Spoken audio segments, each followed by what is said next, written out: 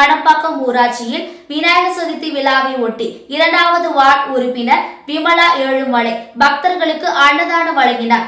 காஞ்சிபுரம் மாவட்டம் பாடம்பாக்கம் ஊராட்சியில் அம்பேத்கர் தெரு, குத்தனூர், வள்ளலார் நகர் ஆகிய 3 இடங்களில் வைக்கப்பட்டிருந்த விநாயகர் சிலைகளுக்கு மாடம்பாக்கம் ஊராட்சி மன்ற தலைவர் மறைந்த வெங்கடேசன் அவர்களின் சகோதரர் 2வது வார்டு உறுப்பினர் விநாயகரின் கண் சிலையை திறந்து வைத்து சிறப்பு ஆராதனை காட்டப்பட்டு தொடங்கி வைத்தனர்.